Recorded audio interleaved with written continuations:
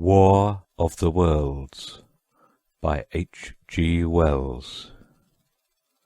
Chapter 6. The Work of 15 Days. For some time I stood tottering on the mound, regardless of my safety. Within that noisome den from which I had emerged, I had thought with a narrow intensity only of our immediate security. I had not realized what had been happening to the world, had not anticipated this startling vision of unfamiliar things. I had expected to see Sheen in ruins. I found about me the landscape weird and lurid of another planet.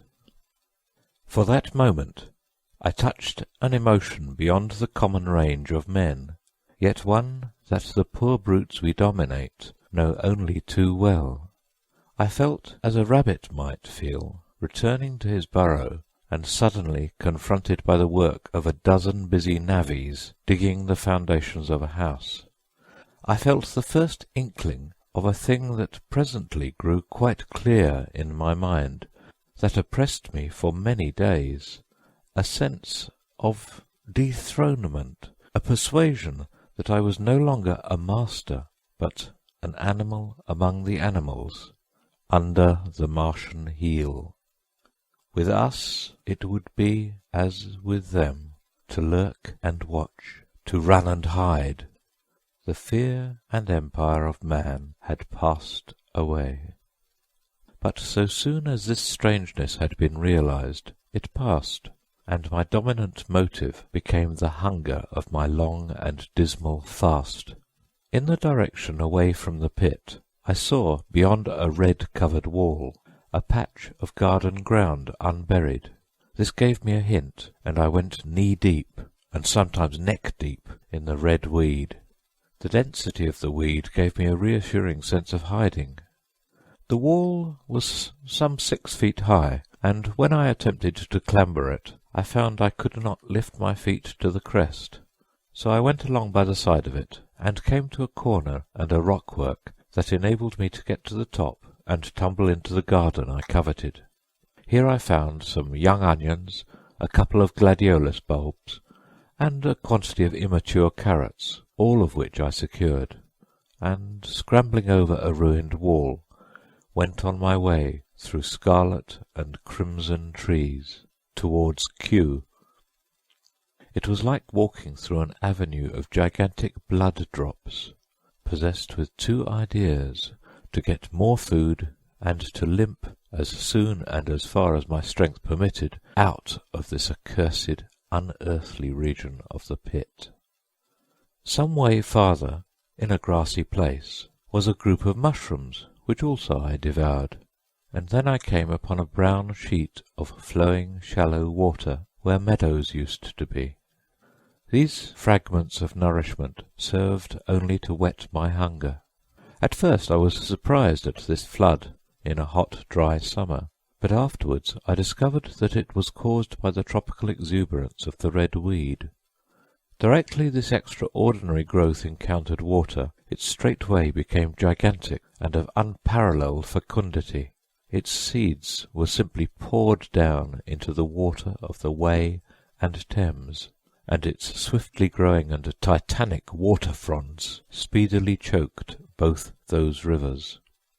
At Putney, as I afterwards saw, the bridge was almost lost in a tangle of this weed, and at Richmond, too, the Thames water poured in a broad and shallow stream across the meadows of Hampton and Twickenham. As the water spread, the weed followed them, until the ruined villas of the Thames valley were for a time lost in this red swamp, whose margin I explored, and much of the desolation the Martians had caused was concealed. In the end the red weed succumbed almost as quickly as it had spread. A cankering disease, due, it is believed, to the action of certain bacteria, presently seized upon it. Now, by the action of natural selection, all terrestrial plants have acquired a resisting power against bacterial diseases. They never succumb without a severe struggle. but the red weed rotted like a thing already dead. The fronds became bleached, and then shriveled and brittle.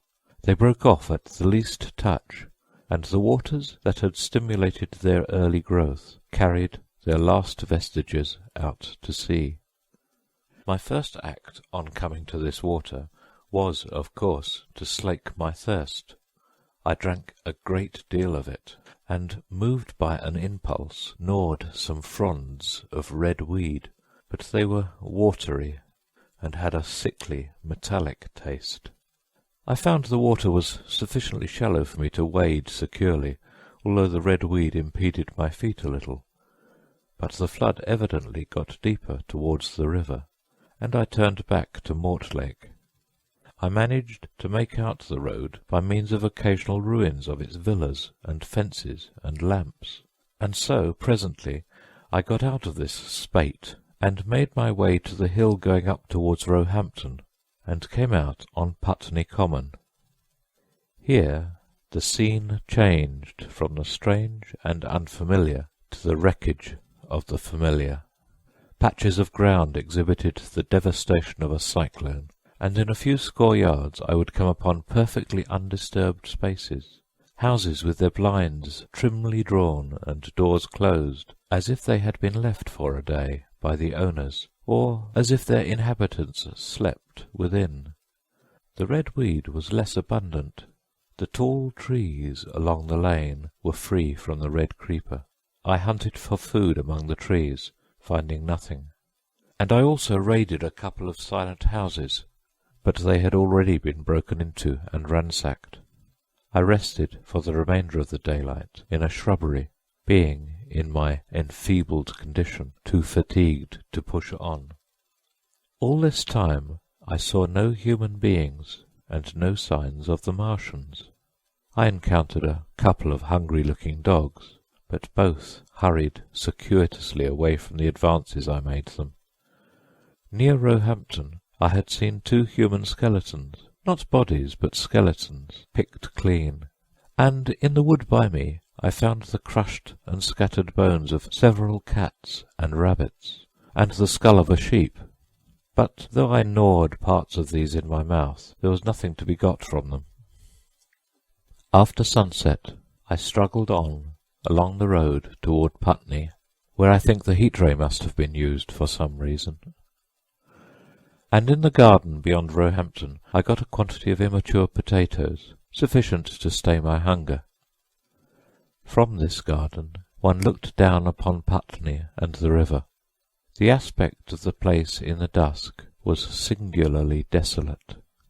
Blackened trees, blackened, desolate ruins, and down the hill the sheets of the flooded river, red-tinged with the weed. And over all, silence. It filled me with indescribable terror to think how swiftly that desolating change had come. For a time I believed that mankind had been swept out of existence, and that I stood there alone, the last man left alive. Hard by the top of Putney Hill I came upon another skeleton, with the arms dislocated and removed several yards from the rest of the body. As I proceeded, I became more and more convinced that the extermination of mankind was, save for such stragglers as myself, already accomplished in this part of the world. The Martians, I thought, had gone on and left the country desolated, seeking food elsewhere. Perhaps even now they were destroying Berlin or Paris, or it might be they had gone northward. End of Book 2, Chapter 6.